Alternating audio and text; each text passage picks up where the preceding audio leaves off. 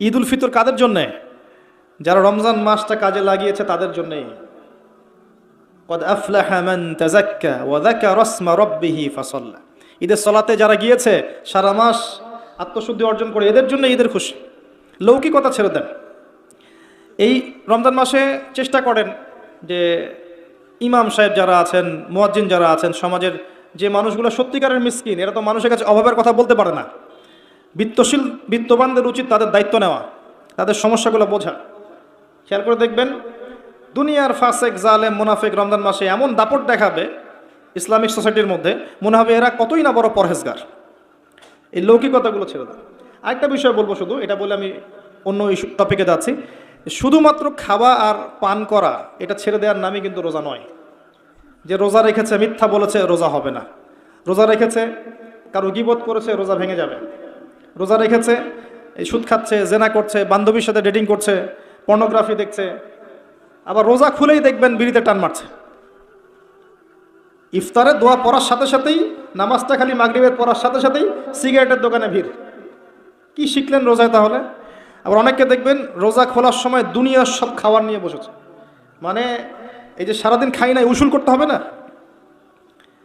এরকম করলে আত্মশুদ্ধি অর্জন হবে না।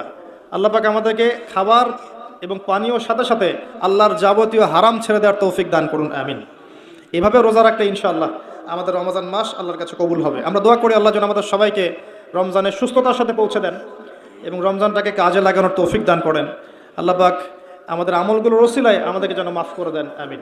আল্লাহ পাক আমাদের সবাইকে জীবনের প্রতিটা ক্ষেত্রে রাসূলুল্লাহ সাল্লাল্লাহু আলাইহি ওয়াসাল্লামের উসওয়া আদর্শ মেনে চলার তৌফিক এনায়েত করুন, আমিন। আল্লাহ পাক সূরাতুল আলী ইমরানের 31 নম্বর আয়াতে বলেছেন, কুল ইন কুনতুম তুহিব্বুনাল্লাহ। হে নবী আপনি বলে দিন, তোমরা যদি আল্লাহর ভালোবাসা পেতে চাও। আমরা পেতে চাই? আল্লাহর ভালোবাসা পেতে চাই নাকি ভ্যালেন্টাইন্সের ভালোবাসা পেতে চান? কার ভালোবাসা পেতে চান? ভালোবাসা নিয়ে একটা লেকচার দিয়েছি না, শুনেছেন? আমার ওই দিন এত শরীরটা খারাপ ছিল, আমি কথা বলতে পারছিলাম না ঠিক মতো। তো জানি না কিভাবে আমি 1.5 ঘন্টা কথা বলেছি।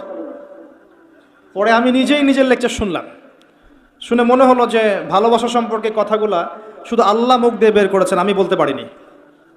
শোনেন, আল্লাহ ছাড়া কেউ আমাদেরকে ভালোবাসে। যারা আছে আমাদের আশপাশে, এটা হচ্ছে একটা কি বলবো, মেনে নেওয়া সম্পর্কের মতো। সম্পর্ক আছে, মহব্বত আছে, স্নেহ আছে, দয়া আছে, মায়া আছে। সত্যিকারের ভালোবাসা, ডিভাইন যে লাভ, এটা আল্লাহর পক্ষ থেকে আসে। এটা আল্লাহ ছাড়া সত্যিকার অর্থে আপনাকে কেউ ভালোবাসছে না, বরং মানুষ আপনার অবস্থানকে ভালোবাসছে।